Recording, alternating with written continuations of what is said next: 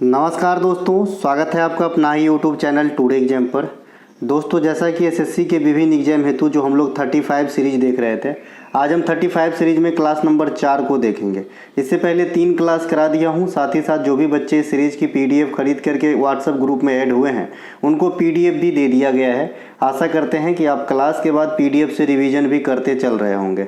हमारा कोई सा भी कंटेंट चाहिए, ई बुक चाहे पीडीएफ, इस मोबाइल नंबर पे आपको व्हाट्सएप मैसेज के थ्रू कंटेंट को बाय करनी होती है, एक छोटी सी फी अदा करके।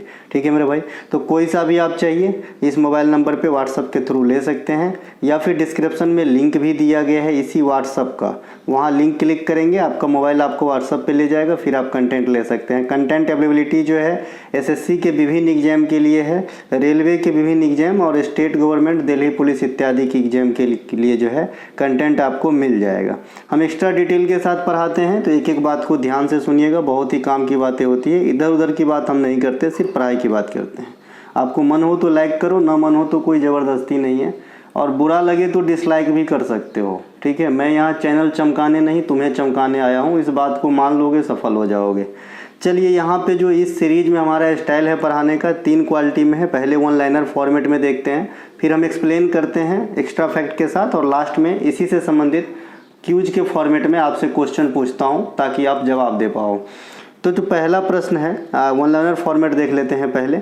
ब्रिक्स शिखर सम्मेलन 2023 से संसदीय प्रतिमंडल का नेतृत्व निम्नलिखित में से किसने किया था? ये उस समय का करंट अफेयर था, मैं आज के करंट अफेयर में रिप्लेस करके इसे पढ़ाऊंगा। तो हरिवंश नारायण सिंह थे उस समय। कवल वन्य जीव अभयारण्य किस राज्य में एग्जिस्ट करता है? तो ये तेलंगाना में है। किस शताब्दी में कई बौद्ध तीर्थ यात्री और विद्वान ने ऐतिहासिक सिल्क मार्ग कि जिससे जो है चीन की यात्रा की थी? तो पहली, दूसरी और तीसरी शताब्दी में सिल्क मार्ग में अधिकाधिक विद्वान लोग यात्रा किए। सूक्ष्म वित्त माइक्रो फाइनेंस के संदर्भ में जो SHG शब्द होता है उसमें S का क्या फुल फॉर्म होता है? तो ये सेल्फ है, जो स्वयं सहायता समूह होता है उसी का ये शब्द है, तो S का यहाँ पर है self. The substance and the shadow किस अभिनेता की आत्मकथा है? तो जो दिलीप कुमार है ना, ये बदला हुआ नाम है हालांकि, लेकिन जो दिलीप कुमार है ये उनका आत्मकथा का नाम है the substance and the shadow, है ना। दिलीप कुमार जी का ओरिजिनल नाम दूसरा है। भोगाली बिहू किस राज्य में मनाया जाता है? तो ये असम में। जो आपको कलर किया हुआ वन लाइनर मिलेगा उसको मैं एक्सप्लेन नहीं किया हूँ, या फिर उसको मैं अलग से एक्सप्लेन करने के लिए रखा हूँ। ठीक है भाई, तो इसको मैं नहीं करूँगा, कई बार बता चुका हूँ। बिहू साल में 3 बार होता है ना, उसी में एक भोगाली बिहू आ जाता है, तो क्या एक्सप्लेन करना, गाया हुआ गीत को कितनी बार गाऊंगा। 2023 में इंटरकॉन्टिनेंटल कप का प्रतियोगिता जो था वो कौन सा संस्करण था, ऐसा पूछा गया था, तो थर्ड था। मैं चतुर्थ वाला बताऊंगा अभी। 2014 में सांस्कृतिक सद्भाव के लिए टैगोर पुरस्कार किस मणिपुरी गुरु को दिया गया था? राजकुमार सिंहजीत सिंह को दिया गया था। ये मणिपुरी नृत्य से संबंधित गुरु है। स्टील अथॉरिटी ऑफ इंडिया, जिसे अपन सेल कहते हैं, किस प्रकार के उद्योग का उदाहरण है? तो ये सार्वजनिक क्षेत्र के PSU कंपनियां हैं, है ना। जवाहरलाल नेहरू की अध्यक्षता में अखिल बंगाल छात्र सम्मेलन का जो मतलब आयोजित किया गया था, कब किया गया था? 1928 के अंदर किया गया था। कुमुदनी लखिया, समा भाटे, पंडित मुन्ना लाल शुक्ला, सितारा देवी इत्यादि किस शास्त्रीय नृत्य के जो है शैली से जुड़े हुए हैं? तो आप कहेंगे कथक से।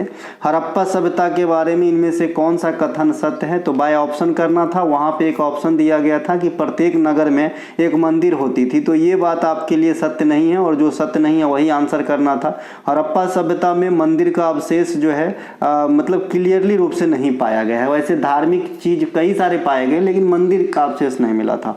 MPI इंडेक्स 2021 के अनुसार किस केंद्र शासित प्रदेश में गरीबों की अनुपात सबसे कम थी? पुदुचेरी। और दादर नगर हवेली में सबसे अधिक था। मौलिक कर्तव्य से संबंधित एक क्वेश्चन आर्टिकल 51A के H में क्या है ना? तो इसमें क्या है भैया? दृष्टिकोण, वैज्ञानिक दृष्टिकोण, मानवतावाद और ज्ञान अर्जन तथा सुधार की भावना को प्रोत्साहित करना। 1824 में रामोसी विद्रोह किस आधुनिक भारतीय राज्य में हुआ था? तो महाराष्ट्र के आसपास, ये पश्चिमी घाट क्षेत्र में हुआ था। ट्रिप्सिन, एमाइलेज और लाइपेज ये क्या क्या है? तो भाई ट्रिप्सिन प्रोटीन है, एमाइलेज कार्बोहाइड्रेट है, और लाइपेज क्या है? वसा है। नदी विभाजन जैसी प्रक्रिया पर्यावरण के लिए मूल्यवान स्थलाकृतियां बन सकती है जो वनस्पति के विकास में सहायता करती है। एक स्थलाकृति का उदाहरण इसमें 4 गो दिया गया होगा, तो एगो डेल्टा दिया था। डेल्टा भी नदी का ही स्थलाकृति में आ जाता है और ये नदी के वृद्धावस्था का परिणाम है ना, निक्षेपण का परिणाम है, जहाँ पे नदी अपना जल राशि को किसी बड़े कंटेनर जैसे समुद्र या महासागर इत्यादि में गिराएगा तो उससे पहले जो अवसाद जमा हो जाता है उसे ही डेल्टा कहा जाता है। ठीक है, इसके अलावा ताजमहल का निर्माण किसने करवाया था, ये भी आपके पूछे गए थे। अच्छा, मैं ये बता दूं कि ये कहाँ से क्वेश्चन है, तो आप कहोगे भैया 1/10/2024 MTS के सेकेंड और थर्ड शिफ्ट से मिला करके ये वीडियो बनाई जा रही है।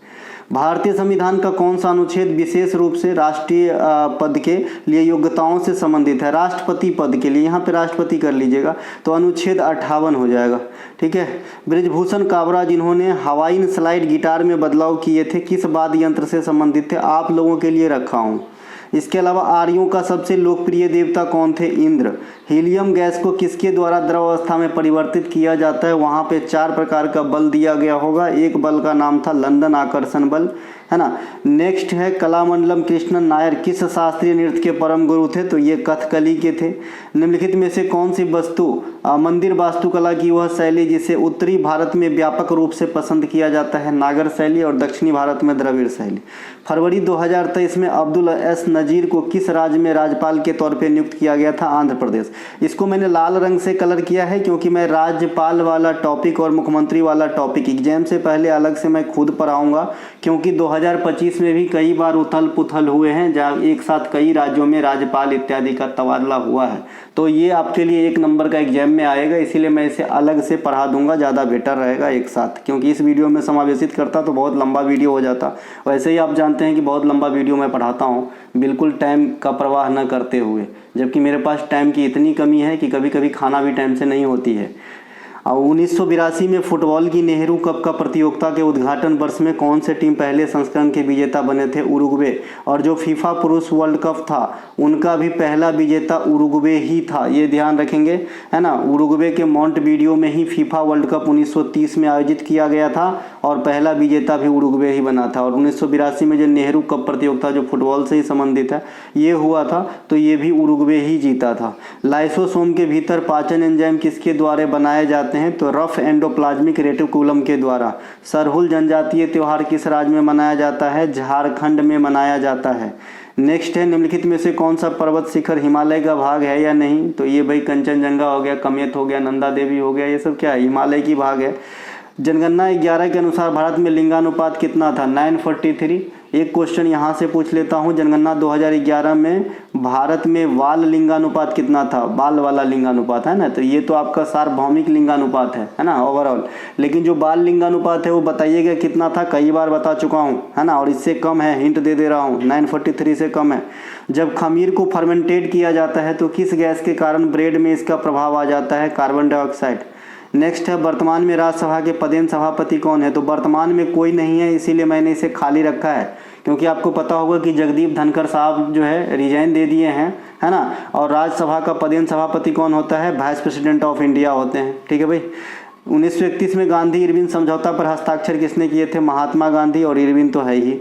इंदिरा गांधी नहर में सबसे अधिक लाभान्वित होने वाले राज्य कौन से हैं? राजस्थान। ठीक है, और ये देश की सबसे बड़ी नहर है। 2011 में भारतीय जनगणना के लिए भारत के महापंजीयक और जनगणना आयुक्त कौन थे? तो डॉक्टर सी चंद्रमौली। नृत्य परंपरा में फ्यूजन शैली का जन्मदाता कौन थे? उदय शंकर। 2023 में किस महिला टीम ने, है ना, महिला एशियाई हॉकी चैंपियन ट्रॉफी जीती? तो Bharat. My country my life के लेखक लाल कृष्ण आडवाणी। पंडित अरविंद थट्टे किस घराने से थे? तो मेवाती घराने। नगदी आरक्षित निधि अनुपात क्या है? जो आपका CRR होता है, SLR होता है, उसके संदर्भ में, यानी रिजर्व बैंक के जो मौद्रिक नीति है उनका एक टर्म है CRR। तो ये क्या होता है? वह रकम जो किसी बैंक को केंद्रीय बैंक के पास आरक्षित रखनी पड़ती है, यानी भारत के केस में RBI के पास। निम्नलिखित में से किस प्रणाली में राजस्व एकत्र करके कंपनी को भुगतान करने का प्रभाव जमींदारों से छीन करके ग्राम प्रधान को दिया गया था? तो महालवारी। महालवारी की व्यवस्था थी जिसमें सीधे किसान से टैक्स नहीं वसूला जाता था, उस गांव के जो प्रधान होते थे उनसे लिया जाता था इकट्ठे पूरे गाँव का। ठीक है भाई।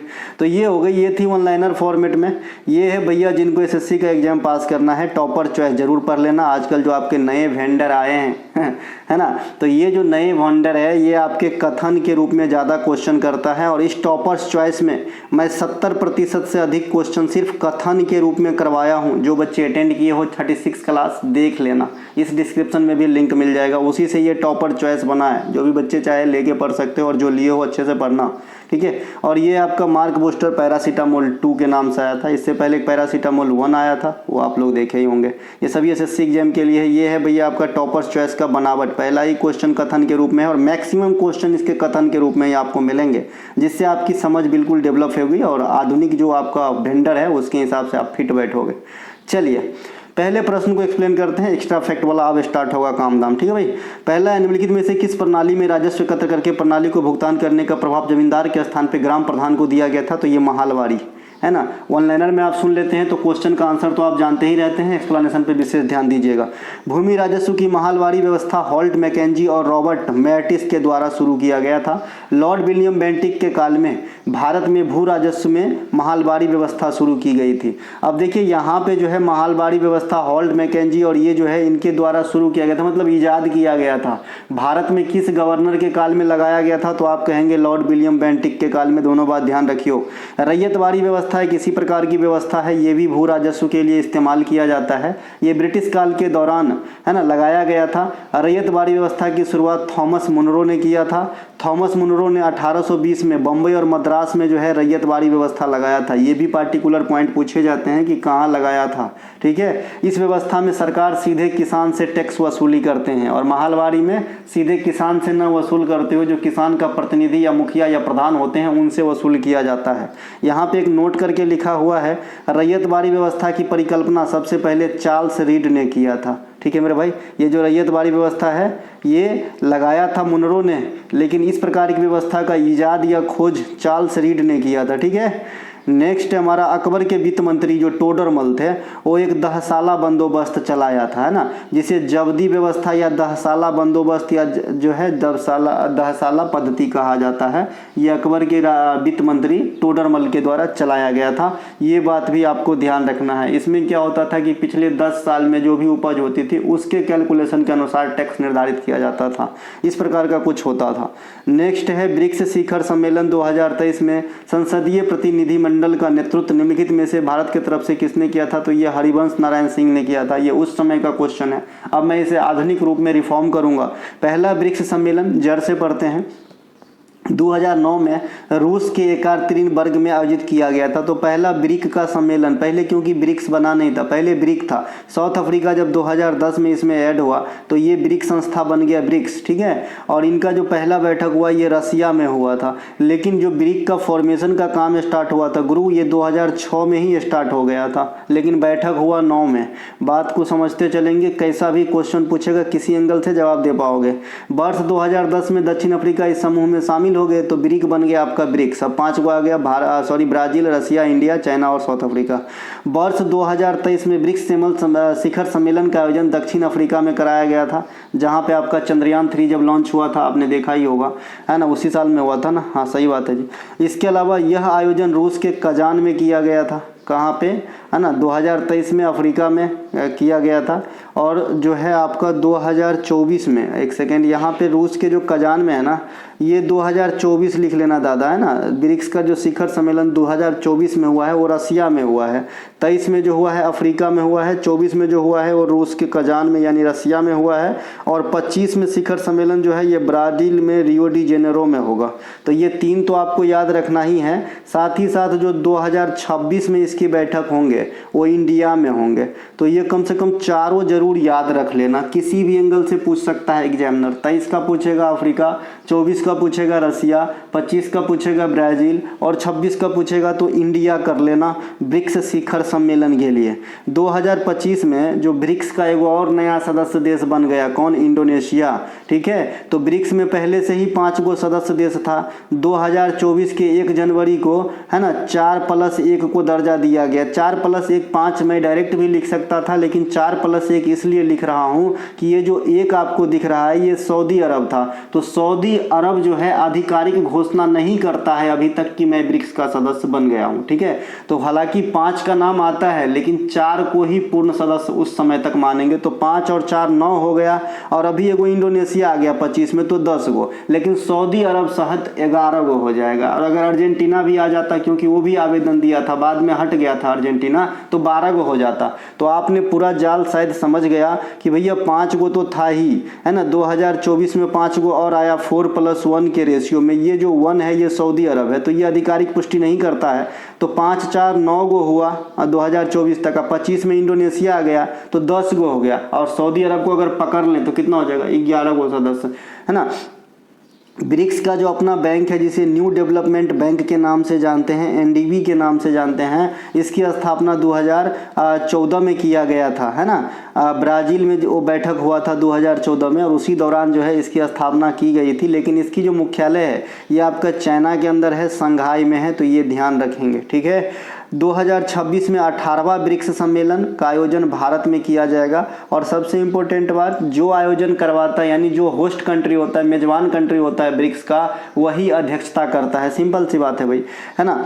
इसके अलावा यहाँ पे नोट करके एक बात लिखा हूँ कि जो 24 और 25 में आपका ब्रिक्स का सम्मेलन हुआ है, 24 में आपका हुआ है रसिया के अंदर, 25 में हुआ आपका ब्राज़ील के अंदर। दोनों जगह जो है प्रधानमंत्री नरेंद्र मोदी जी भाग लेने गए थे, ध्यान रखेंगे।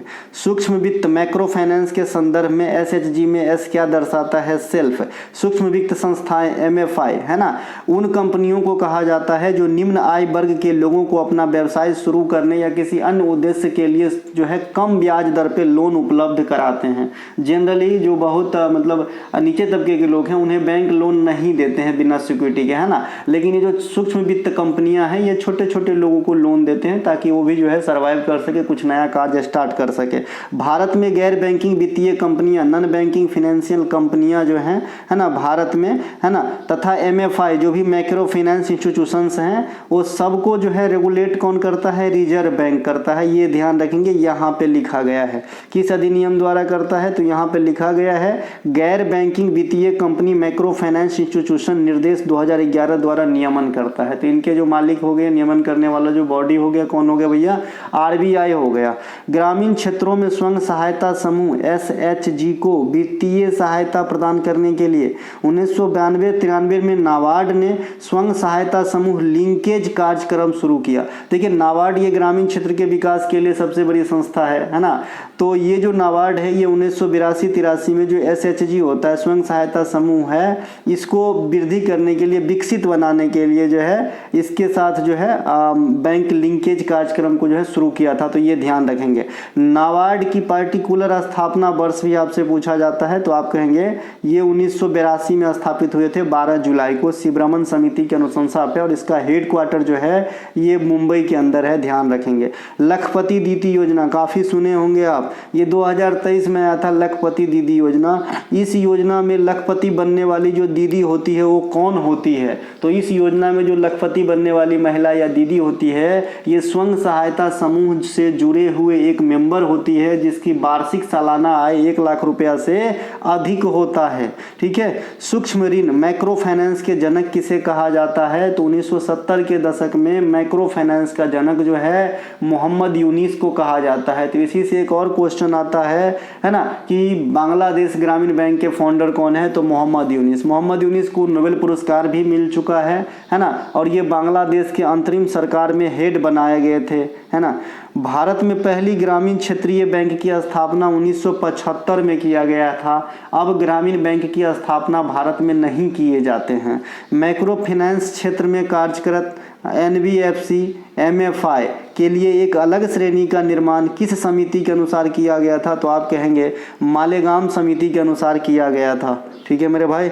नेक्स्ट है कवल वन्य जीव अभयारण्य, कवल वन्य जीव अभयारण्य, वन्य कंवल वन्य जीव अभयारण्य जो है ये आपका कब आया था, कहाँ है, तो ये तेलंगाना के अंदर स्थित है कंवल वन्य जीव अभयारण्य। इसे सही करके दूंगा, वने लिखा गया है। तेलंगाना में राष्ट्रीय उद्यान नेशनल पार्क की बात करेंगे तो कासु ब्रह्मानंदन राष्ट्रीय उद्यान, महावीर हरिना वनस्थली राष्ट्रीय उद्यान, मृग बनी राष्ट्रीय उद्यान, ये सब जो है नेशनल पार्क है जो तेलंगाना के अंदर स्थित है।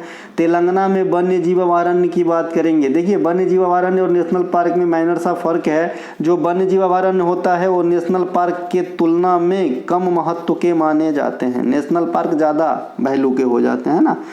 तो ऑब्वियसली कि वन्य जीव अभयारण्य की संख्या इंडिया में ज़्यादा होगा नेशनल पार्क के तुलना में, ठीक है। पाखाल वन्य जीव अभयारण्य, कंवल वन्य जीव अभयारण्य, पोचावरम वन्य जीव अभयारण्य, ये सभी के सभी आपके तेलंगाना में देखने को मिलेगा। अब तेलंगाना का जो मतलब भाई हैं बड़े आंध्र प्रदेश, तो आंध्र प्रदेश में राष्ट्रीय उद्यान कौन कौन सा है, पापीकोंडा राष्ट्रीय उद्यान, श्री वेंकटेश्वर राष्ट्रीय उद्यान है ना, और राजीव गांधी राष्ट्रीय उद्यान, ये सभी कहाँ पे है आपका आंध्र प्रदेश तेलंगाना के अंदर स्थित है, इन्हें भी ध्यान रखेंगे। आंध्र प्रदेश में वन्य जीव अभयारण्य में आएंगे कोरिंगा वन्य जीव अभयारण्य है ना, कम्बला कोंडा वन्य जीव अभयारण्य, रोला पड्डू वन्य जीव अभयारण्य, श्री वेंकटेश्वर वन्य जीव अभयारण्य, नागार्जुन सागर श्री सैलम अभयारण्य है ना, इसके अलावा कृष्णा वन्य जीव अभयारण्य, कौंडिन्य वन्य जीव अभयारण्य और भी गुंडला वन्य जीव अभयारण्य।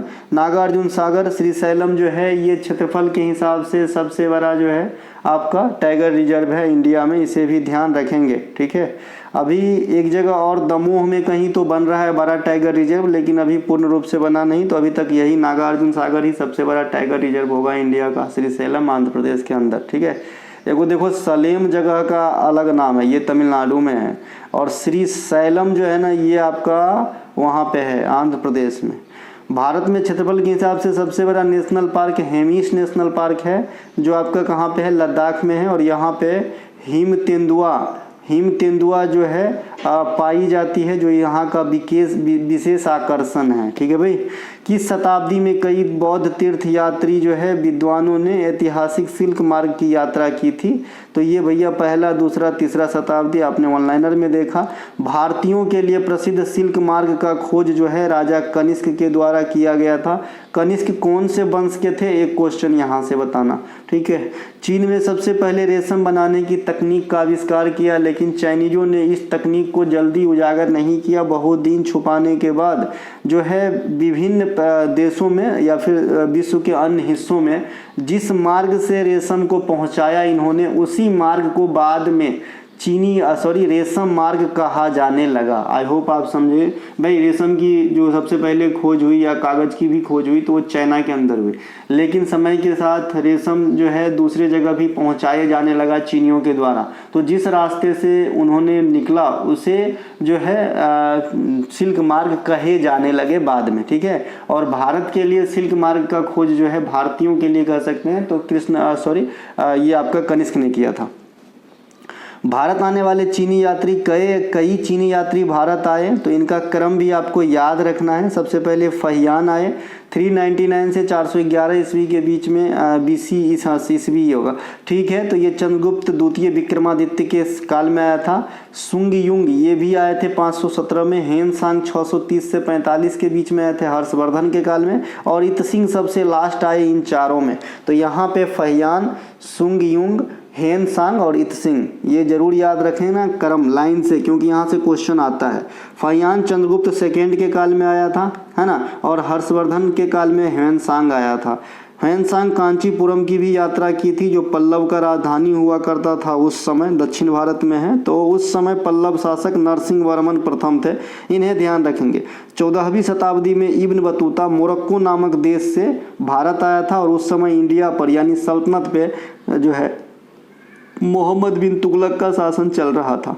वास्को डी गामा, जिसे भारत को खोजने का श्रेय दिया गया है, ये पुर्तगाली थे, है ना, इसीलिए कहा जाता है कि सबसे पहले पुर्तगाली आए और सबसे बाद में पुर्तगाली गए गोवा को 1961 में रिलीज करके, ठीक है। सबसे लास्ट में रिलीज होने वाले विदेशी चुंगल से आधुनिक भारत का कौन सा राज्य है, तो गोवा है। 1961 में हुआ था, और सबसे पहले 1498 में यहाँ आप देख रहे हैं कि पुर्तगाली ही आया था। इसका क्या मकसद था, भारत भ्रमण करना नहीं, व्यापार का उद्देश्य था, ठीक है भाई। तो ये जो है आपका वास्को अपने फायदा का उद्देश्य था, सिंपल सी बात। तो वास्को डी गामा पुर्तगाली भारत आए 1498 में, है ना। इन्होंने सबसे पहले कालीकट के कप्पर बंदरगाह पर पहुंचे, जिसे आधुनिक कोझिकोड कहा जाता है। Vasco D gamma second time Bharat आया था 1502 ईस्वी में। तो ये बहुत इंपॉर्टेंट है कि सेकेंड टाइम कब आया था, ये पूछा जाता है। 13वीं शताब्दी का वह प्रसिद्ध वेनिस यात्री मार्को पोलो था, जिन्होंने केरल की यात्रा किया था। तो ये बात भी ध्यान रखेंगे। नेक्स्ट है the substance and the shadow, किस अभिनेता की ऑटोबायोग्राफी है? तो ये दिलीप कुमार साहब का है। रोमांसिंग विथ लाइफ देवानंद साहब के हैं। बैडमैन गुलशन ग्रोवर साहब के हैं। द किस of my life Imran Hashmi साहब के हैं। द मेमोइर देन वन डे, ये पुस्तक के लेखक नसरुद्दीन शाह जी हैं। खुल्लम खुल्ला के लेखक ऋषि कपूर जी हैं। ये सभी के सभी फिल्मी हस्तियों के द्वारा लिखा गया किताब है। Cracking the code Ayushmann Khurrana ji का है। अनफिनिश्ड मेमोइर प्रियंका चोपड़ा जी की है।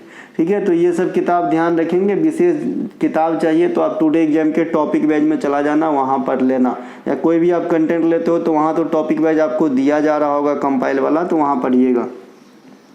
2023 में भारत में इंटरकॉन्टिनेंटल कप का कौन सा प्रतियोगिता करवाया गया था? तो ये थर्ड करवाया गया था।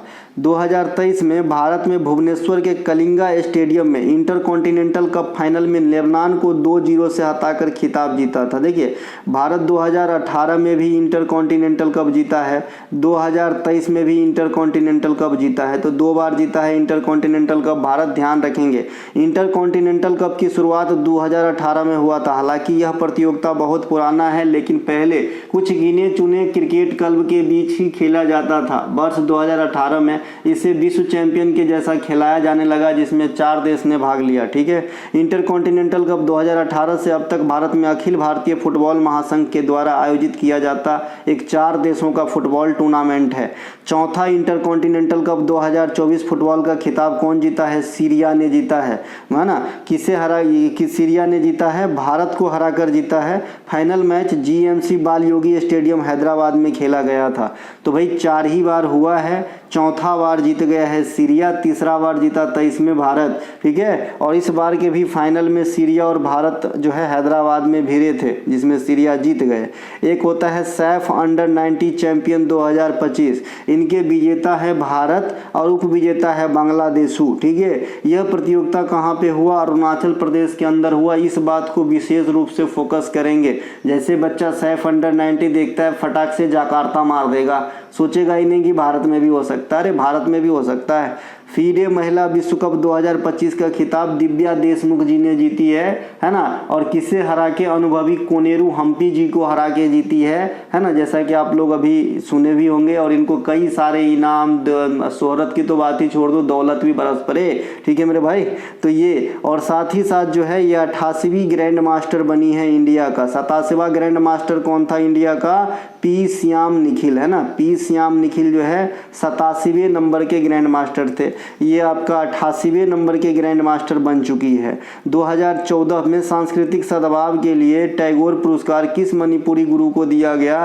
राजकुमार सिंहजीत सिंह को दिया गया था। देखिए, जो मणिपुरी शास्त्रीय नृत्य है वो मणिपुर का है, और इसके जो कलाकार होते हैं उनके सरनेम में ज़्यादातर सिंह लगा रहता है, और झावेरी बहन तो होते ही होते हैं ना।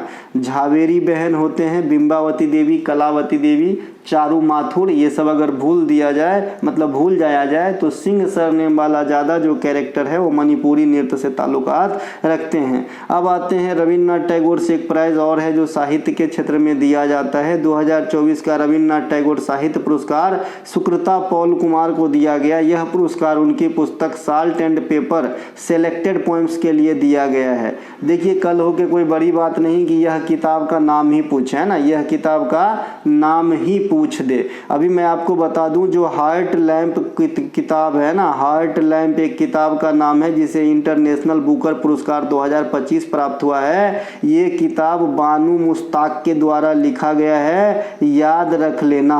जैसे रेत की समाधि, इससे पहले ये भी जो पुस्तक थी रेत की समाधि गीतांजलि श्री के द्वारा, इन्हें 2022 में इंटरनेशनल बुकर पुरस्कार दिया गया था। तो काफ़ी दिन एग्जाम में आया। अब हार्ट लैंप काफ़ी दिन मेन एग्जाम में आएंगे, जो बानू मुश्ताक जी के द्वारा लिखा गया है और 2025 के लिए इंटरनेशनल बुकर पुरस्कार अपने झोली में डाले हैं। 1913 में रविन्द्रनाथ टैगोर वो हस्ती है जिन्होंने भारत ही नहीं एशिया के लिए पहली बार नोबेल पुरस्कार जीते 1913 में अपने कृति गीतांजलि के लिए। ठीक है, गीतांजलि के लेखक हैं रविन्द्रनाथ टैगोर साहब। 1921 में शांति निकेतन की स्थापना करवाते हैं और यही शांति निकेतन को 2023 में 41वें भारतीय धरोहर के रूप में यूनेस्को अपने अंडर करते हैं। मणिपुरी शास्त्रीय नृत्य मणिपुर का प्रमुख नृत्य होते हैं। जोगई और चोलम इनके दो पार्ट होते हैं। राधा कृष्ण के पूजा किए जाते हैं। ठीक है भाई, नोट वन लाइनर में आपने कथक नृत्य और मणिपुरी नृत्य को देखा है।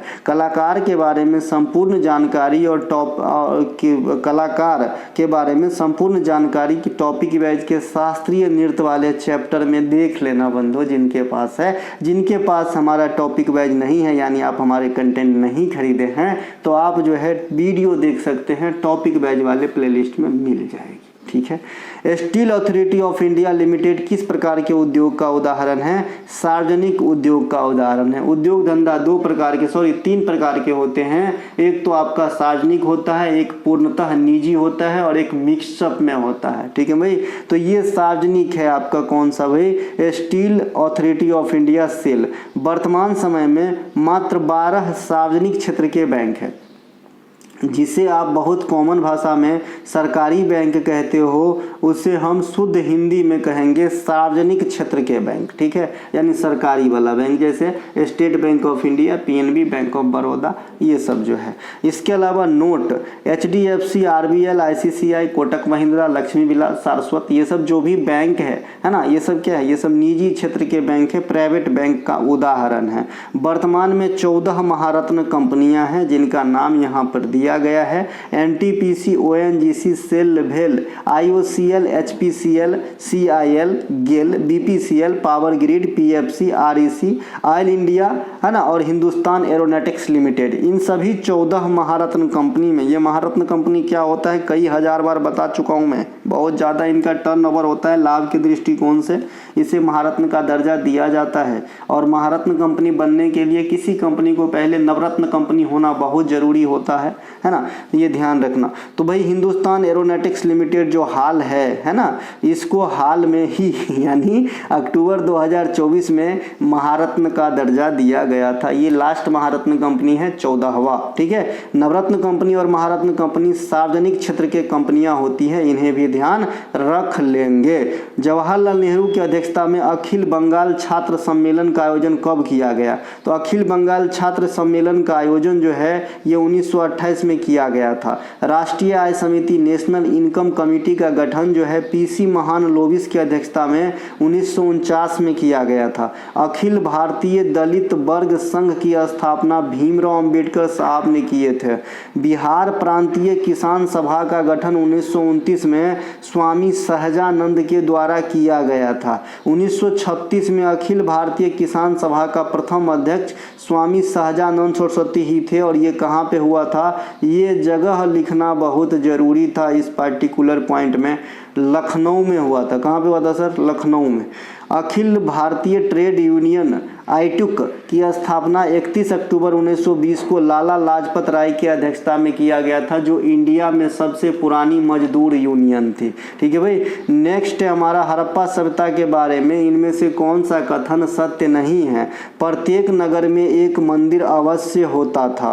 हड़प्पा सभ्यता में कोई भी नगर 3 भागों में नहीं बटा था, कोई भी नगर 3 भागों में नहीं बटा था, है ना। तो ये दोनों के दोनों जो है सत्य नहीं है, दोनों के दोनों ही गलत हैं, दोनों के दोनों ही गलत है, अर्थात दोनों गलत है। तो आपको दोनों आंसर करना पड़ेगा, 1 + 2 हो जाएगा। अब ये कैसे सेकेंड वाला कथन भी गलत होगा मैं अभी आपको बताऊंगा। यहाँ पर भी आंसर करेक्ट करने की जरूरत है, 1 + 2 करने की जरूरत है। कथन पहला और दूसरा दोनों ही गलत है, क्योंकि आपको पता है कि हड़प्पा सभ्यता में जो धौलावीरा नगर था, जो गुजरात के अंदर है, जिसे मिनी लोथल भी कहा जाता है, ये 3 भागों में बटा हुआ करता था। गढ़, बिचला भाग और निचला भाग। ठीक है मेरे भाई, तो यहाँ पे दोनों कथन असत्य है, इसीलिए दोनों आंसर हो जाएगा। अच्छा, मैं आंसर करेक्ट कर दूंगा, कोई बहुत बड़ी बात नहीं है, पीडीएफ देने से पहले कर दूंगा। समझ गए तो तर गए। आइए अब इसे आराम से समझते हैं। हड़प्पा सभ्यता में मंदिर होने का सीधा प्रमाण पत्र नहीं हुआ है। आप जानते हैं हम टीचरों के लिए अभी थोड़ा बुरा समय चल रहा है, लेकिन आपको पढ़ाई नहीं छोड़ना है, आप पढ़ाई लगातार करते रहें। ठीक है, सीधा प्रमाण जो है प्राप्त नहीं हुआ है कि भाई कहीं भी कोई मंदिर का अवशेष मिला हो। हालांकि धार्मिक अनुष्ठान से कई प्रमाण जो है प्राप्त हुए हैं, जैसे तत्कालीन सिक्कों पर कई प्रकार के देवी देवताओं का चित्रण है। मोहनजोदड़ो का जो विशाल स्नानगार है, ये सब से पता चलता है कि उस समय धर्म कर्म प्रचलन में तो था, लेकिन ऐसे अगर आप कहेंगे कि कहीं मंदिर था तो ये बात की पुष्टि नहीं हुई है। हड़प्पा सभ्यता एक ग्रामीण सभ्यता न होकर के सुनियोजित शहरी सभ्यता थी। इसमें एक सुनियोजित जल निकासी प्रणाली, ग्रिड पैटर्न और टाउन प्लानिंग है। सिंधु घाटी सभ्यता रेडियो कार्विन डेंटिंग के अनुसार 1750 से 2500 बीसी का जो है इसका सबसे अनुमानित अच्छा टाइम माना गया है कि इस समय का यह सभ्यता होगा। ठीक है भाई, इसके अलावा जो सिंधु घाटी की सभ्यता है उसे हम कांस्य युगीन सभ्यता भी कहते हैं, और सिंधु घाटी के सभ्यता में लोहा की कोई जानकारी नहीं थी, बाद बाकी सोना चांदी इस सब की जानकारी थी। हड़प्पा सभ्यता में नगर आमतौर पर दो भागों में विभाजित हुआ करता था। एक का नाम होता था गढ़, जिसे सिटाडेल कहते हैं, और दूसरा निचला शहर। जो गढ़ होता था ये मतलब फुली प्रोटेक्टेड होता था। जैसे आधुनिक समय में ही ले लीजिए, कोई नेता है और कोई आम आदमी है, तो आम आदमी अगर कार से चलता भी है और अगर वो ईमानदार है तो अधिक से अधिक अल्टो से चलेगा, या फिर थोड़ा और ज़्यादा तो स्विफ्ट डिजायर वगैरह हो सकती है। लेकिन जो नेतागण हैं वो फुली प्रोटेक्ट रहते हैं चारों साइड से, है ना। तो ये क्या रॉयल रोल्स और कौन कौन सा रोल्स रॉयल, भाई मैं तो बोल ही नहीं पा रहा हूँ तो खरीदूंगा क्या, और भी कई सारे कार होते हैं, तो क्या रहते हैं चारों साइड से प्रोटेक्टेड रहता है। तो जो सिंधु घाटी की सभ्यता थी वहाँ भी जो कुलीन वर्ग हुआ करता था, जो शासक वर्ग हुआ करता था, या फिर जो नगर के बड़े आदमी हुआ करते थे वो गढ़ में निवास करते थे, और जो हम जैसे छोटे आदमी थे वो निचला शहर में निवास करता था। निचला शहर से स्पष्ट है कि इससे ऊपर का शहर कोई होगा, मतलब जो गढ़ है वो अधिक ऊंचाई पे बनाया जाता था, जिसके चारों ओर दीवार से जो है प्रोटेक्ट किया जाता था। ठीक है मेरे भाई, यहाँ पे नोट करके लिखा है कि हड़प्पा कालीन स्थल धोलावीरा गुजरात में स्थित है। धोलावीरा 3 भागों में विभाजित हुआ करता था, गढ़, बिचला शहर और निचला शहर। ठीक है मेरे भाई, और अन्य सभी शहर जो है 2 भागों में, गढ़ और निचला शहर। वहाँ पे बीच वाला या मध्य शहर की कोई बात नहीं थी। हड़प्पा काल में प्रमुख व्यवसाय कृषि था, साथ में पशुपालन और व्यापार भी प्रचलित थी। ठीक है भाई, कपास या कॉटन का उत्पादन करने वाले सर्वप्रथम हड़प्पा वासी ही हुए, ऐसा मान्यता है। हड़प्पा सभ्यता में व्यापार जो है ये वस्तु विनिमय प्रणाली पर आधारित हुआ करता था कि आप मुझे धान दीजिए, मैं आपको गेहूं दूंगा। हड़प्पा सभ्यता में लिपि कैसी थी तो भाव चित्रात्मक थी, जिसे अभी तक पढ़ा नहीं गया है, अपठनीय है। ठीक है भाई, MPI इंडेक्स 2021 के अनुसार किस केंद्र शासित प्रदेश में गरीबों का अनुपात सबसे कम था। 21 वाला भी आज तक इम्पोर्टेंट रहेगा और 23 वाला तो इम्पोर्टेंट रहेगा ही रहेगा। 23 वाले की जो जानकारी है हमने पिछले क्लास में दिया था, 21 वाले की जानकारी मैं इस प्रश्न के माध्यम से दूंगा। ये 21-23 क्या कर रहे हो सर, तो नीति आयोग के द्वारा 2021 में पहली बार MPI इंडेक्स यानी मल्टी डायमेंशनल पॉवर्टी इंडेक्स जारी किया गया और 23 में दूसरा वर्जन जारी किया गया। दोनों ही आपके लिए इंपॉर्टेंट है। तो पुदुचेरी 21 के अनुसार केंद्र शासित प्रदेशों में सबसे कम गरीब था और सबसे ज़्यादा गरीब दादर नगर हवेली को बताया गया था। MPI इंडेक्स 2021 जो नीति आयोग जारी किया था, इस रिपोर्ट के अनुसार अगर राज्यों की बात करें तो सबसे ज़्यादा गरीब जो है बिहार में था, दूसरा स्थान झारखंड और तीसरा स्थान उत्तर प्रदेश का था। राज्यों में गरीबी का स्तर सबसे कम पर केरल था, दूसरा स्थान पे गोवा और तीसरा स्थान पे सिक्किम था, according to 2021 MPI index released by NITI Aayog. ठीक है, अब देखिए यहाँ नोट करके एक चीज़ लिखा है, एमपीआई इंडेक्स 2023 को हमने पिछले क्लास में कर लिया था, तो वहाँ से भी जो कुछ पॉइंट बन पड़े उसे ज़रूर याद में रखिएगा। प्रधानमंत्री की आर्थिक सलाहकार परिषद EACPM द्वारा 18 सितंबर 2024 को एक रिपोर्ट जारी किया जाता है, जिसमें प्रति व्यक्ति आय के अनुसार से जो है अमीरी गरीबी वाला राज्य तय किया जाता है ना। तो इस रिपोर्ट के अनुसार सबसे अमीर राज्य जो है प्रति व्यक्ति आय के अनुसार देश में वो है तेलंगाना, दूसरे स्थान पे है दिल्ली, यानी केंद्र शासित प्रदेश में पहला स्थान पे क्या हो जाएगा, दिल्ली हो जाएगा, और राज्यों में यानी स्टेट में पहले स्थान पे क्या हो जाएगा, तेलंगाना हो जाएगा। तो ये भी ध्यान रखेंगे, ये बहुत ज़्यादा हाईलाइटेड मुद्दा नहीं है, लेकिन आपके एग्जाम में आजकल एग्जामिनर का ऐसा ही रवैया है कि जो बहुत ज़्यादा चुप्पे चापे हो गया वही पूछ दो। ठीक है, तो आपको ध्यान रखना है इस रिपोर्ट के अनुसार, यानी प्रधानमंत्री आर्थिक सलाहकार परिषद की रिपोर्ट के अनुसार देश में प्रति व्यक्ति आय के अनुसार सबसे अधिक गरीब और सबसे कम गरीब किस राज्य या केंद्र शासित प्रदेश में है, ऐसा क्वेश्चन आ सकता है। तो राज्य में तेलंगाना सबसे अधिक प्रति व्यक्ति आय वाला राज्य है और केंद्र शासित प्रदेश में दिल्ली। प्रति व्यक्ति आय के आधार पर भारत में सबसे गरीब राज्य, यानी इसी रिपोर्ट के अनुसार सबसे गरीब राज्य जो बताइए, यहाँ भी बिहार ही है ना। अपने लोगों का किस्मत कब बदलेगा रे विनोद, बदलेगा माधव भाई, बदलेगा। मैं यहाँ उल्टा बोल दिया हूँ, लेकिन सही में ऐसा होना चाहिए। रामोसी विद्रोह कहाँ हुआ था, ये आपका पश्चिमी घाट में हुआ था। वहाँ पे जो क्वेश्चन पूछा गया था वहाँ पे पश्चिमी घाट न डाल के महाराष्ट्र डाला गया था, तो पश्चिमी घाट या पश्चिमी रीजन में महाराष्ट्र भी आ जाता है। वैसे पश्चिमी घाट में कौन कौन से स्टेट आते हैं तो थोड़ा सा बता दूं, गुजरात आता है, महाराष्ट्र आता है, गोवा आता है, कर्नाटक आता है, केरला आता है और तमिलनाडु भी कई हद तक आते हैं, क्योंकि तमिलनाडु एकदम भी शेप पे है और इस साइड पूर्वी घाट, इस साइड पश्चिमी घाट और ये है तमिलनाडु। ठीक है भाई। रामोसी विद्रोह पश्चिमी घाट में चित्तर सिंह तथा वासुदेव बलवंत फडके के नेतृत्व में चलाया गया था।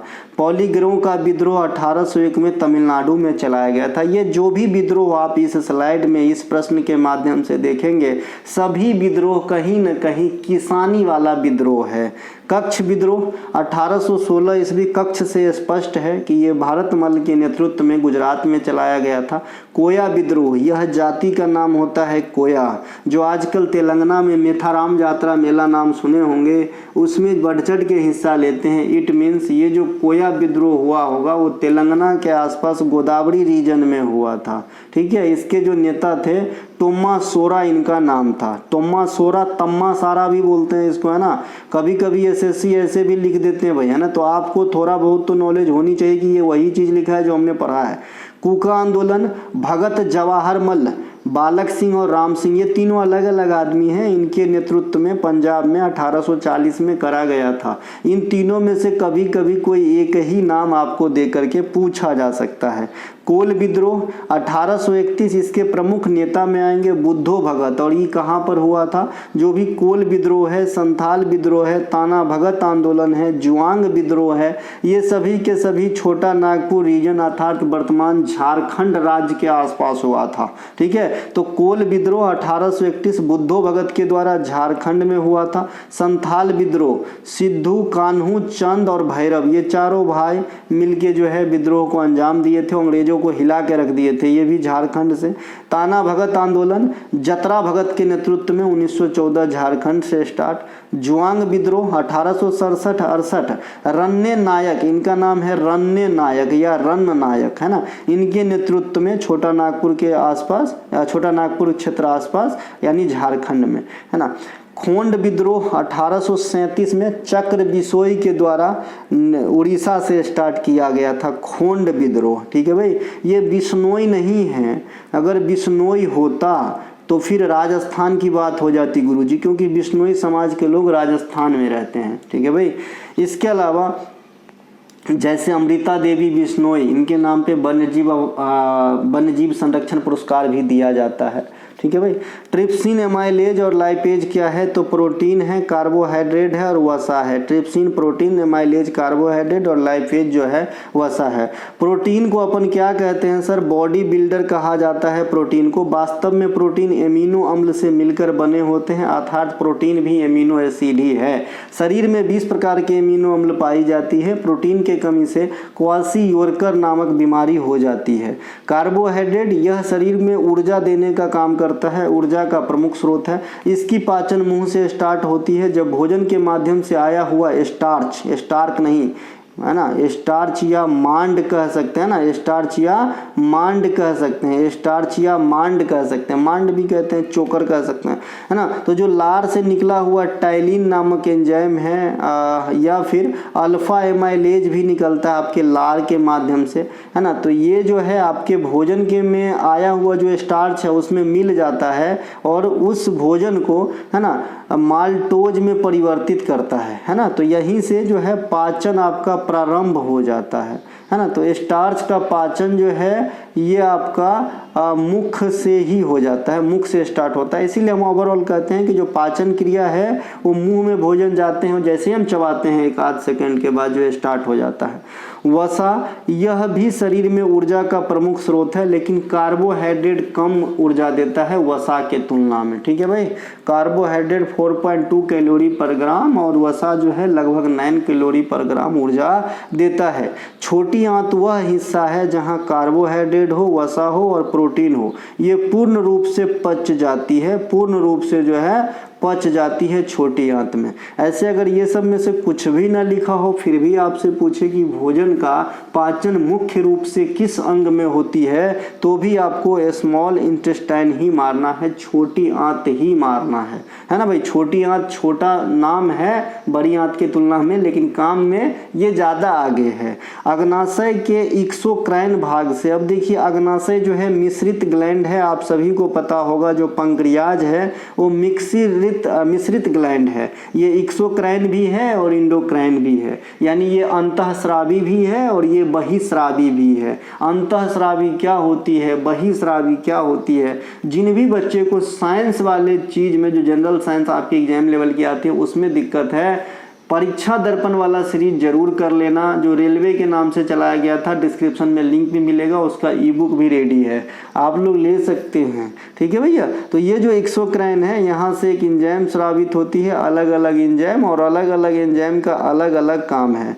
जो मिश्रित ग्लैंड होगा यानी मिक्स्ड ग्लैंड होगा, इट मीन्स वहाँ से हार्मोन भी निकलता होगा और एंजाइम भी निकलता होगा। अंतःस्रावी ग्रंथि से सिर्फ व सिर्फ हार्मोन निकलती है, बहिस्रावी ग्रंथि से सिर्फ व सिर्फ एंजाइम निकलती है। और जो मिक्स्ड ग्लैंड होती है यानी अंतःस्रावी भी है और बहिस्रावी है, तो ऑब्वियसली दोनों निकलेगा, हार्मोन और एंजाइम। तो यहाँ से जो पंक्रियाज है इनके एक्सोक्राइन भाग से यानी बहिस्रावी ग्रंथि वाले पार्ट से ट्रिप्सिन निकलता है, जो प्रोटीन को पचाने में मदद करती है, यानी प्रोटीन को पेप्टोन्स तथा पॉलीपेप्टाइड्स में रिप्लेस करता है। एमाइलेज निकलता है, यह स्टार्च को माल्टोज में परिवर्तित करता है, यानी स्टार्च या कार्बोहाइड्रेट को पचाने में मदद कर रहा है। लाइपेज जो है ये वसा को फैटी एसिड या ग्लिसरीन में तोड़ते हैं, यानी ये वसा को पचाने में मदद कर रहा है। तो यहाँ से काफी बार आपके एग्जाम में क्वेश्चन जो है टूट पड़ते हैं। एक पेप्सिन भी होता है ना, पेप्सिन, हालांकि उसका जगह निकलने का अलग है। तो ये जो पेप्सिन एंजाइम है ये भी प्रोटीन के पाचन पे काम करता है।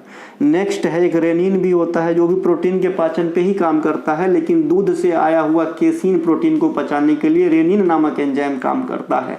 ठीक है। अग्नाशय को अग्नाशय के जो बीटा कोशिका भाग होता है वहां से एक इंसुलिन नामक हार्मोन निकलता है, जो हमारे बॉडी में जो शुगर लेवल है, जो शर्करा लेवल है, उसको बैलेंस करने का काम करता है। अगर इंसुलिन की कमी हो जाती है तो आदमी को मधुमेह या चिनिया बीमारी हो जाता है। नदी विभाजन जैसी प्रक्रिया पर्यावरण के लिए मूल्यवान स्थलाकृतियां बन सकती है, जो वनस्पति के विकास में सहायता करती है। एक स्थलाकृतियां का एक उदाहरण कौन सा है? डेल्टा। किसी नदी के युवा अवस्था में जो बनने वाली स्थलाकृतियां, ये क्या है? भी आकार की घाटी, गॉर्ज, कैनियन और जलप्रपात, ये सब क्या है, युवा अवस्था में बनता है। जलप्रपात कैसे होता है भैया, ऊंचा वाला जो पहाड़ी झरना है वहाँ से नीचे जल गिरते रहते हैं ना, तो ये भैया क्या शुरुआती स्टेज में है नदी का काम, मतलब युवा अवस्था में जलप्रपात का निर्माण होता है, भी आकार का होता है ना। नदी के प्रौढ़ा अवस्था यानी मध्य वाला भाग में जो नदी, जहाँ से मान लीजिए यहाँ से निकल रहा है, तो ये वाले पोर्शन में घटने वाली जो घटना होगा ये आपका कौन कौन से होगा, तो गोखुर झील, ये सबसे ज़्यादा पूछा जाता है, ऑक्सबो लेक है ना, गोखुर झील ये बीच वाला पार्ट है, या फिर नदी का प्रौढ़ा अवस्था का जो है ये स्थलाकृतियाँ हैं, नदी विसर्प है ना, ये सब कब बनेगा, मध्य पार्ट में बनेगा या प्रौढ़ा अवस्था में बनेगा। किसी नदी की अंतिम अवस्था जब अंतिम चरण हो यानी लास्ट पार्ट हो, अंतिम पार्ट हो, या फिर वृद्धा अवस्था कह सकते हैं नदी का है ना, तो उसमें जो है स्थलाकृति या डेल्टा बन जाता है, ज्वार नदमुख बन जाता है ना।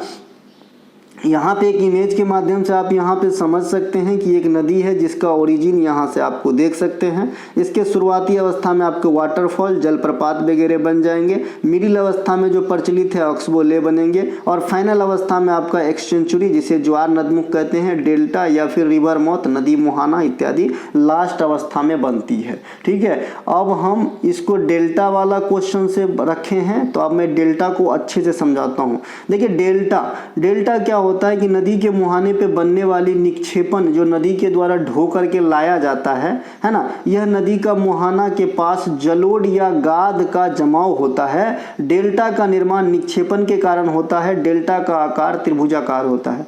देखिए जो भी चीज़ हम लोग पढ़ते हैं कि भाई अमुक चीज़ का आकार ऐसा होता है, जनरली सिर्फ एक अनुमान ही है और कुछ नहीं है।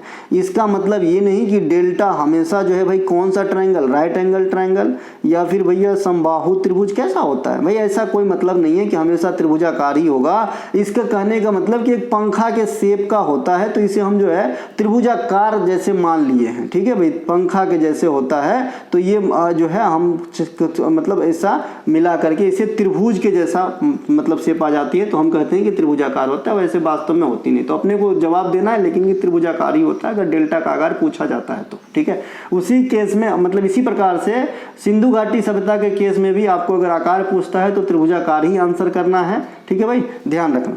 तो यहाँ पे हम आ जाते हैं डेल्टा। तो डेल्टा क्या हुआ कि भाई कोई नदी जब मान लीजिए कि यहाँ से निकली और ये फाइनल वृद्धावस्था का परिणाम है, तो यहाँ पे मान लीजिए कि ये महासागर है आपका, यहाँ पे ये नदी में गिरने से पहले ये कई भागों में छीट फूट होके बहेंगे और यहाँ पे जो पानी का बहाव रहेगा, धारा का जो करेंट रहेगा वो बहुत कम रहेगा, है ना, क्योंकि यहाँ पे गाद वगैरह जमा हुआ है और इस बीच से फूट के इसमें पानी गिरेगा।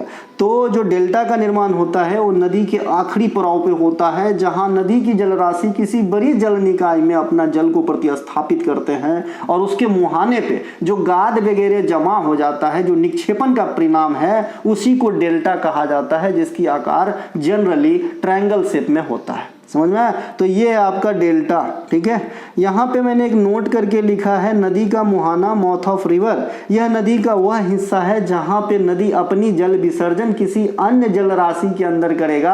हो सकता है कि वो कोई बड़ी नदी हो, कोई झील हो, कोई समुद्र हो या कोई महासागर हो। ठीक है भाई, दुनिया में सबसे बड़ी डेल्टा आपके सुंदरबन डेल्टा है। ये पश्चिम बंगाल में के साथ साथ बांग्लादेश तक फैला हुआ है। इसे गंगा ब्रह्मपुत्र डेल्टा भी कहा जाता है। यहाँ मैनग्रोव प्रकार के वन पाए जाते हैं। मैनग्रोव वन को हम ज्वारीय वन भी कहते हैं। सुंदरबन डेल्टा में सुंदरी का वृक्ष पाया जाता है। ये सब सुंदरबन डेल्टा का बखान हो गया।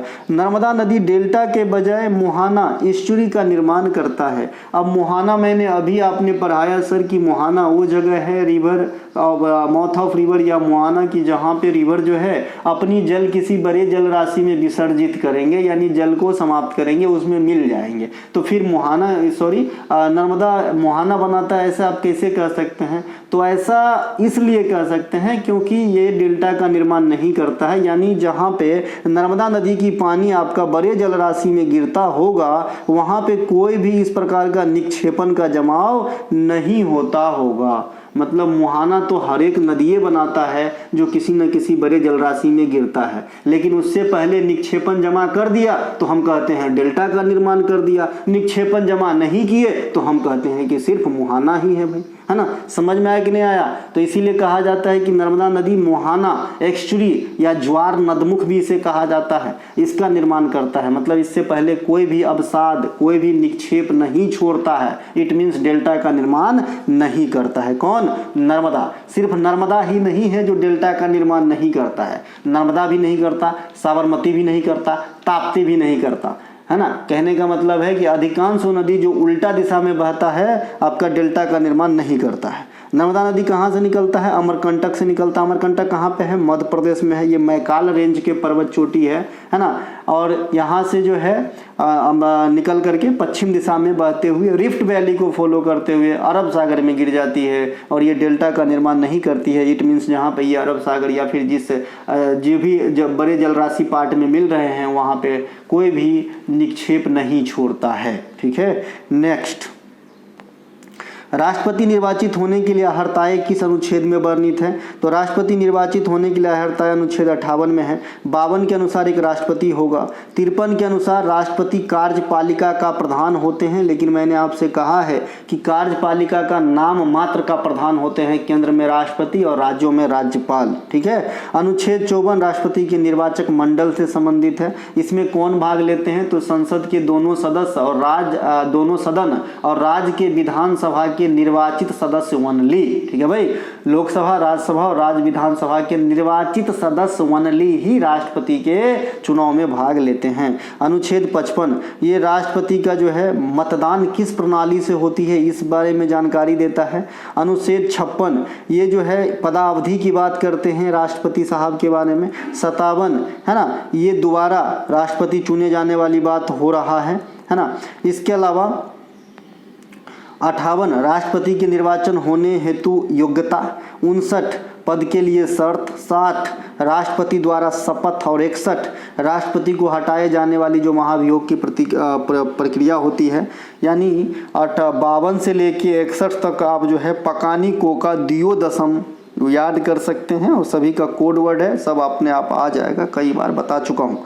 अनुच्छेद 72 राष्ट्रपति के क्षमादान यानी कदाचार सिद्ध व्यक्ति को क्षमा कर सकते हैं, यहाँ तक कि मृत्युदंड को भी माफ कर सकते हैं राष्ट्रपति साहब। अनुच्छेद 87 राष्ट्रपति के अभिभाषण से संबंधित है। अनुच्छेद 111 राष्ट्रपति जो है विधेयक को जो मंजूरी देते हैं उससे संबंधित है। अनुच्छेद 143 सुप्रीम कोर्ट का परामर्श है। आर्यों का सबसे प्रिय देवता कौन थे? इंद्र। वैदिक सभ्यता कैसी सभ्यता थी? ग्रामीण सभ्यता, है ना। सरस्वती नदी के किनारे फली फूली थी वैदिक सभ्यता। पितृसत्तात्मक समाज था और आर्य लोग मध्य एशिया से आए थे। इतना ही बात ध्यान रखना, यहाँ से इतना ही क्वेश्चन पूछे जाते हैं। ठीक है। इसके अलावा मैक्स मुलर का नाम आता है आर्यों को रिलेट करके, इससे ज़्यादा कुछ नहीं आता, इसलिए ज़्यादा फैक्ट यहाँ पे नहीं रखा है। निम्नलिखित में से वो कौन सी मंदिर वास्तुकला की वह शैली जिसे उत्तर भारत में व्यापक रूप से पसंद किया जाता है? नागर शैली। नागर शैली मंदिरों का जो बेस होता है या फिर आधार होता है, ये आयताकार होता है या वर्गाकार होता है। जैसे जैसे मंदिर की हाइट बढ़ती जाएगी वैसे वैसे इसकी चौड़ाई घटती जाएगी, कुछ इस प्रकार से। ठीक है, इस प्रकार से, है ना। इसके अलावा जो मंदिर की सबसे ऊपरी भाग होता है नागर शैली में, उसे शिखर कहा जाता है। हम इमेज से समझेंगे। द्रविड़ शैली की जो मंदिर है ये दक्षिण भारत में विशेष रूप से प्रसिद्ध है। इस मंदिर का विशेष आकर्षण गोपुरम होता है जो एक लंबी गलियारा होती है। नागर शैली और द्रविड़ शैली में अगर मिक्सअप करके कोई मंदिर बनाया जाता है तो उस शैली को हम बेसर शैली में बने हुए मंदिर कहते हैं। यहाँ पे आप देख सकते हैं नागर का देख सकते हैं पहले, और फिर द्रविड़ का देख सकते हैं, और फिर बेसर का भी देख सकते हैं। ये बेसर है, यहाँ पे नागर और द्रविड़ दोनों को मिला दिया तो बेसर हो गया। ये है नागर, ये है द्रविड़, है ना। अब यहाँ पे जो जानने वाली बात है, ये पूछा जाता है कि भाई द्रविड़ शैली में मंदिरों के शिखर को क्या कहा जाता है? यहाँ पे विमान कहा जाता है, विमान, है ना, विमान कहा जाता है। ठीक है। और जो नागर शैली होता है यहाँ पे इसके ऊंचाई वाले भाग को शिखर कहा जाता है। ये दोनों बात आपको ध्यान रखना है, बाद और कुछ नहीं है। दक्षिण भारत उत्तर भारत याद रखना है, नागर उत्तर और ये दक्षिण। गर्भगृह यह ठीक जो है शिखर के नीचे रहते हैं मंदिर के आंतरिक भाग में जहाँ देवी देवता स्थापित किए जाते हैं। अब प्रदक्षिणा पथ जो होता है जहाँ पे जो है भक्तजन, है ना, परिक्रमा करते हैं। आरक्षित नकदी अनुपात क्या होता है? आरबीआई के मौद्रिक नीति का एक टर्म, वह रकम जो किसी बैंक को केंद्रीय बैंक के पास आरक्षित रखनी होती है। सीआरआर क्या होता है? Cash reserve ratio. वाणिज्यिक संस्थानों को केंद्रीय बैंक के पास एक निश्चित न्यूनतम जमा राशि रखना होता होता है, CRR उसे कहते हैं। वैधानिक तरलता अनुपात SLR, जमा का यूह न्यूनतम प्रतिशत जो एक वाणिज्यिक बैंक को तरल पदार्थ, सोना या अन्य प्रतिभूतियों के रूप में रखना अनिवार्य होता है, उसे SLR कहते हैं। बैंक दर, वह वाणिज्यिक संस्थानों को धन उधार देने के लिए, है ना, स्वीकार किए जाने वाली दर है बैंक दर। ठीक है, एक रेपो रेट होता है, ये भी बैंक दर के जैसा ही समझिए। रेपो रेट है ना, आम भाषा में हम मतलब रेपो रेट जो है बैंक दर के जैसा ही समझ के चलते हैं, मतलब रेपो रेट से ही ज़्यादातर लेन देन करता है RBI, है ना।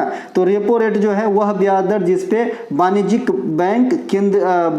बैंक को केंद्रीय बैंक लोन देता है, यानी RBI लोन देगा SBI को, रेपो रेट कहलाता है। वह ब्याज दर जिस पर वाणिज्यिक बैंक केंद्रीय बैंक से ऋण लेते हैं, ठीक है भाई, उल्टा लिखा है, केंद्रीय बैंक से ऋण लेता है या RBI कमर्शियल बैंक को ऋण देते हैं, वही है रेपो रेट। ठीक है, अभी और रेपो रेट कम हो गई है। रेपो रेट कम होने से क्या असर होती है, नीचे हमने लिखा है, अगर उच्च रेपो रेट हो जाता है तो क्या हो जाता है, बैंकों के लिए महंगा ऋण, है ना भाई, ब्याज दर बढ़ा दिया है, RBI को ज़्यादा दर देना पड़ेगा, है ना, तो महंगा लेंगे कमर्शियल बैंक।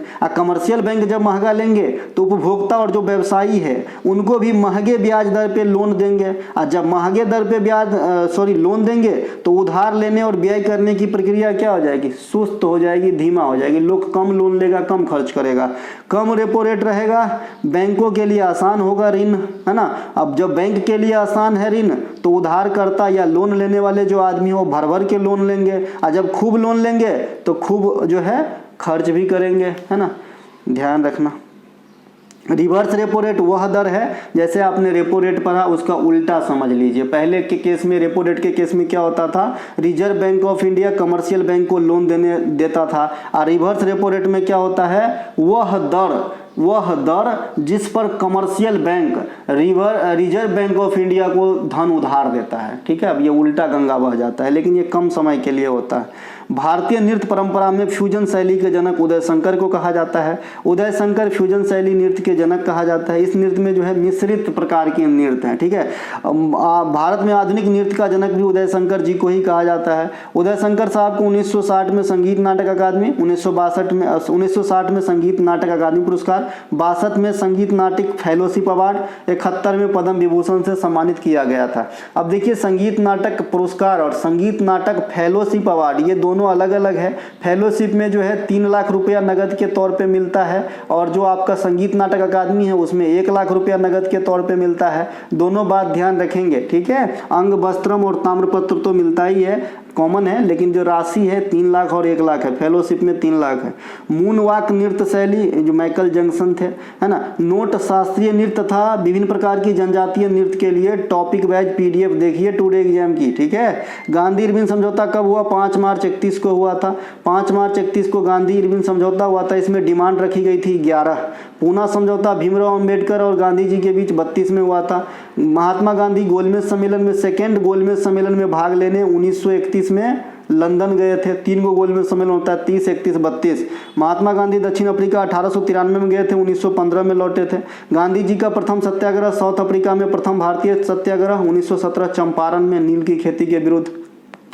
गांधी जी के द्वारा किए गए कुछ प्रमुख आंदोलन और सहयोग आंदोलन 1920, भारत छोड़ो आंदोलन 1942, दांडी मार्च और सविनय अवज्ञा आंदोलन 1930। ठीक है, दांडी मार्च ही सविनय अवज्ञा आंदोलन है जो अहमदाबाद के साबरमती आश्रम से स्टार्ट किया गया था। 2023 में किस महिला टीम ने हॉकी का चैंपियन ट्रॉफी जीता है, भारत, है ना। 2011 में स्टार्ट हुआ था पुरुष हॉकी चैंपियन ट्रॉफी। 2024 में भारत जीता है चीन को हरा के। ठीक है, 2010 में स्टार्ट हुआ था महिला हॉकी चैंपियन ट्रॉफी। 2024 में भारत ही जीती है चीन को ही हरा के। तो दोनों फाइनलिस्ट टीम बराबर है, दोनों का विजेता भारत ही है 24 में, है ना, और दोनों के उप विजेता चीन है। हॉकी वर्ल्ड कप जो पुरुष वाला है वो 2023 में जर्मनी जीता था बेल्जियम को हरा के। भारत में उड़ीसा में कराए गए थे मैच, है ना। हॉकी वर्ल्ड कप की शुरुआत 1971 स्पेन से हुआ था और भारत 1975 में एक ही बार जीते हैं। ठीक है, इंदिरा गांधी नहर में सबसे अधिक लाभ जो होता है राजस्थान को होता है। इंदिरा गांधी नहर भारत की सबसे लंबी नहर है। इंदिरा गांधी नहर जो है सतलज और ब्यास के संगम पे है और ये पंजाब स्थित हरिके बैरेज से निकलती है। देश की सबसे ऊंची बांध टिहरी बांध भागीरथी और भिलंगना पे है, उत्तराखंड में है। देश की सबसे लंबी बांध महानदी पे है, कहाँ पे, उड़ीसा में है।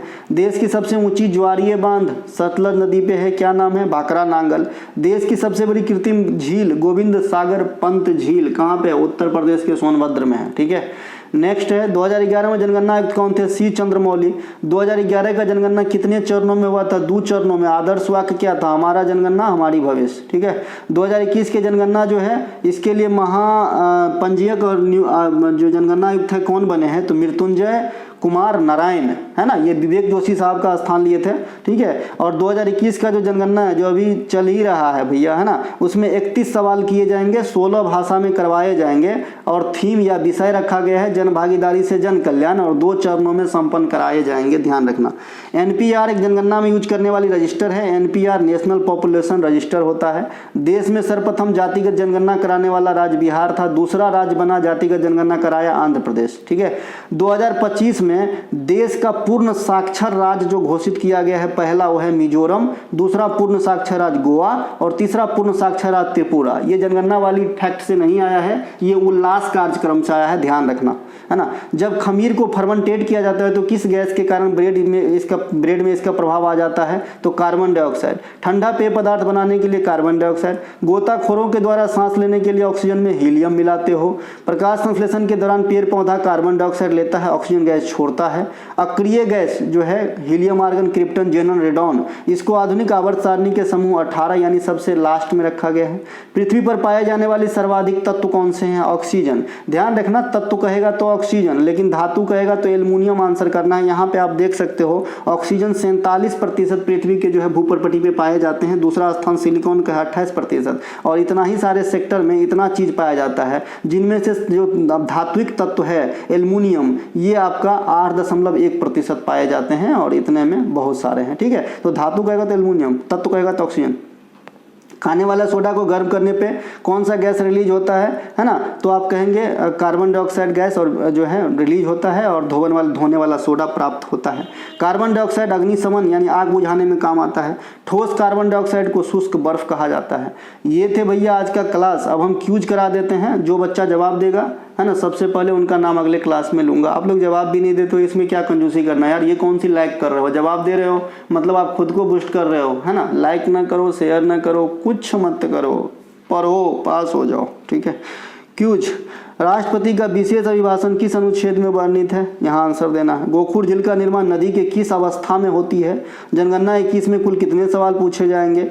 4th inter continental cup 2024 football का फाइनल मैच कहाँ खेला गया? अखिल भारतीय ट्रेड यूनियन आईटुक की स्थापना किसकी अध्यक्षता में संपन्न हुई थी? तो दोस्तों ये थे आज के क्लास, है ना। अगर आपको अच्छा लगा हो तो लाइक कर लेना। चलिए अभी बोला हूँ ना कि मत करना, अच्छा लगा है तो करना। चलिए ठीक है ना, स्वाभाविक सी बात है, निकल जाती है ना। हमारा कोई सा भी कंटेंट चाहिए, डिस्क्रिप्शन में लिंक है, आप लोग लिंक क्लिक करके कंटेंट को एक छोटी सी फी अदा करके बाय कर सकते हैं, अपनी जर्नी को आसान बना सकते हैं।